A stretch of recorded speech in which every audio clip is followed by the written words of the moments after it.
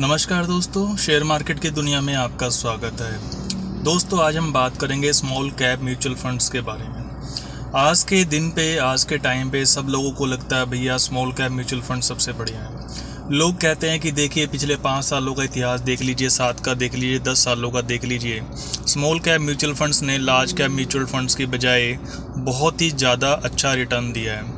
कई लोग पिछले 5 सालों का हवाला देते हुए कह रहे हैं कि भैया पिछले 5 सालों में स्मॉल कैप म्यूचुअल फंड्स का जो CAGR है यानी एनुअल रिटर्न है वो 30% से भी ज़्यादा रहा है। पर दोस्तों, मुद्दा ये है कि क्या ये सस्टेनेबल है, क्या ये हमेशा ऐसा ही रहेगा और क्या ये हर टाइम फ्रेम पे ऐसा ही रहा था। दोस्तों, इसमें समझने की सबसे इम्पोर्टेंट बात है रिसेंसी बायस, यानी कि आज हम जब पिछले 5 सालों को देख रहे हैं तो उसमें पिछला 1, 2, 3 साल भी आते हैं। दोस्तों, अगर हम 2014-15 से 2018-19 के आसपास तक का पीरियड देखें, उन 5 सालों का रिटर्न देखें तो एनुअल रिटर्न दोस्तों 12-13% भी मुश्किल से रहा होगा, जबकि लार्ज कैप का जो रिटर्न्स है वो 2014 से 19 में स्मॉल कैप से ज़्यादा रहा था। तो दोस्तों, ये पीरियड्स होते हैं। अब 2023 और 24 में स्मॉल कैप का रिटर्न जो है वो बहुत ज़्यादा आया है, लेकिन 2022 में ठीक ठाक था, 2020-21 में बहुत ज़्यादा था। तो टोटल पिछले 5 सालों के अंदर आप देखो 20, 21, 22, 23, 24 में से सिर्फ 2022 ऐसा गया था जब स्मॉल कैप ने थोड़ा सा कम रिटर्न दिया था। तो लेकिन दोस्तों, ये हमेशा नहीं चलता है। इतना ज़्यादा रिटर्न स्मॉल कैप में मिलने के 2-3 कारण हैं। सबसे इम्पोर्टेंट कारण तो ये है कि जो हमारा इंडियन इन्वेस्टर्स है, जो हमारा रिटेल इन्वेस्टर है, वो पैसे लगाता ही स्मॉल कैप में है। और स्मॉल कैप कंपनीज बड़ी छोटी होती है, इनमें थोड़ा भी पैसा है तो इनका शेयर प्राइस बहुत ज़्यादा भाग जाता है। दूसरी बात ये भी रही है कि पिछले 4-5 सालों में जो अर्निंग ग्रोथ रही है, जो प्रॉफिट रहा है कंपनीज का, वो स्मॉल कैप सेगमेंट में ज़्यादा रहा है लार्ज कैप की बजाय। ऐसा नहीं है कि लार्ज कैप सेगमेंट में प्रॉफिट आया ही नहीं है, लेकिन स्मॉल कैप में थोड़ा सा ज़्यादा रहा 2022-23 वगैरह के अंदर। इस वजह से उनका शेयर प्राइस थोड़ा सा ठीक ठाक भी लगा लोगों को, लेकिन ये मेजर कारण नहीं है दोस्तों। मेजर कारण स्मॉल कैप में इतना अच्छा रिटर्न बनने का लिक्विडिटी, यानी डोमेस्टिक ने, जो रिटेल इन्वेस्टर था, डोमेस्टिक इन्वेस्टर था, उसने पैसा इतना ज़्यादा लगाया स्मॉल कैप के अंदर कि वहाँ पे रिटर्न ज़्यादा अच्छे बने हैं। लेकिन ये सस्टेनेबल नहीं होता। सस्टेनेबल ना होने का कारण ये है कि ना तो अर्निंग ऐसी ही रहेगी जैसी पिछले 4-5 सालों में आई है, और ना ही लिक्विडिटी रहेगी। अगर कोई बड़ी घटना हो जाती है जो मार्केट के पार्टिसिपेंट्स हैं उनका विश्वास जो डगमगा जाए जिस घटना से, ऐसी घटना जो है मार्केट के अंदर टर्मोइल ला सकती है। ऐसे में लोग भागते भागते फिरेंगे कि भैया शेयर मार्केट में ये भूचाल कहाँ से आ गया, कैसे इतनी बड़ी गिरावट आ गई। फिर जब जो डोमेस्टिक और रिटेल इन्वेस्टर्स है, जब ये लोग लॉस होता हुआ देखेंगे तो ये लोग भी भागने लगेंगे, और स्मॉल कैप सेगमेंट में दोस्तों ऐसे करके बड़ा क्रैश आ जाता है।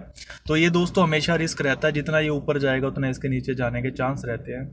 अगर मैं आपको 10 या 15 साल का रिकॉर्ड देखने के लिए कहूँ तो आप देखोगे कि जो स्मॉल कैप के रिटर्न्स हैं वो 18, 16, 17, 18% के आसपास रहते हैं।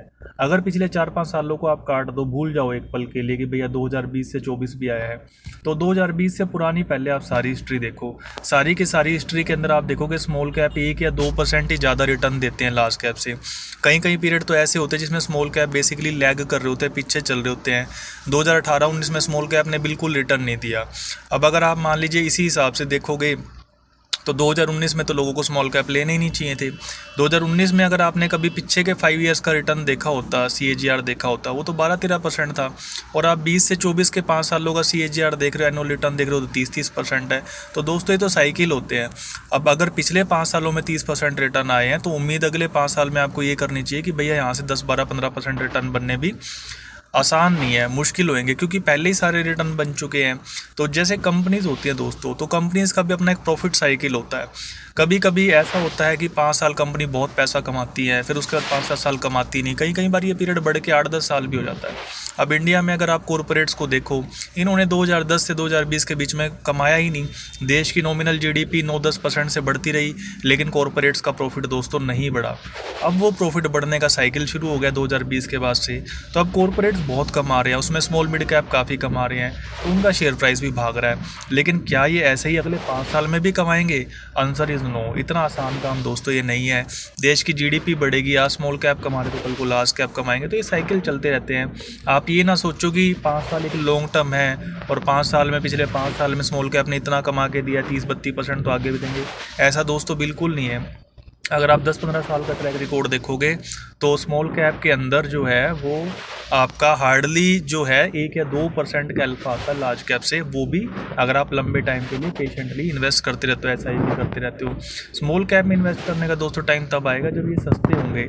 आज के टाइम पे सस्ते जो है वो लार्ज कैप है। सारे के सारे फंड मैनेजर, आप कम से कम भी 80-90% फंड मैनेजर जो एक्सपर्ट है वो ये कहते हैं भैया लार्ज कैप लो, वहाँ पे वैल्यूएशन फेयर है। जो निफ्टी का लॉन्ग टर्म का हमारा पी है, प्राइस टू अर्निंग, वो 18-20 के आसपास होता है। अब 21-22 चल रहा है, लेकिन स्मॉल कैप्स तो 40% के प्रीमियम पे चल रहे हैं दोस्तों। तो ऐसी चीज़ें लेने का तो बिल्कुल फ़ायदा नहीं है। तो आप पास रिटर्न के भलोके में या इसके चक्रव्यूह में ना रहें, आप भैया लॉन्ग टर्म देखें। पास रिटर्न में 5 साल का लॉन्ग टर्म नहीं होता, 10, 12, 15 साल का लॉन्ग टर्म होता है। आप उस ट्रैक रिकॉर्ड को देखें तो स्मॉल कैप, लार्ज कैप, ये मिड कैप, ये सारे कन्वर्स हो जाते हैं दोस्तों। और ये सारे, जैसा कि प्रशांत जैन बताता है, जो कि मार्केट का बहुत पुराना एक्सपर्ट है, कि सब कुछ नॉमिनल जीडीपी के साथ कन्वर्स हो जाएगा। नॉमिनल जीडीपी यानी कि रियल प्लस इन्फ्लेशन, यानी कि 12-13% इंडिया में, तो 14, 15, 16, 17% यहाँ तक आप सोच सकते हो। अगर आप बढ़िया स्टॉक पिक करो या आप और कोई टाइमिंग कर रहे हो मार्केट के अंदर, या सस्ता बढ़िया ले रहे हो, कुछ कर रहे हो आप, तो करके आप 3-4% का अल्फा निकालोगे। 18% से ज़्यादा एनुअली कैगर निकालना ऑलमोस्ट इम्पॉसिबल है लॉन्ग टर्म में 15-20 साल के पीरियड पे। अभी थोड़े दिन पहले एक SBI कॉन्ट्रा फंड है, इसके बारे में न्यूज़ आई हुई थी। 1999 में फंड लॉन्च हुआ था, 25 साल हो गए हैं। कैगर जो है 20% है, यानी annual return SBI Contra fund ने पिछले 25 सालों में 20% का दिया है।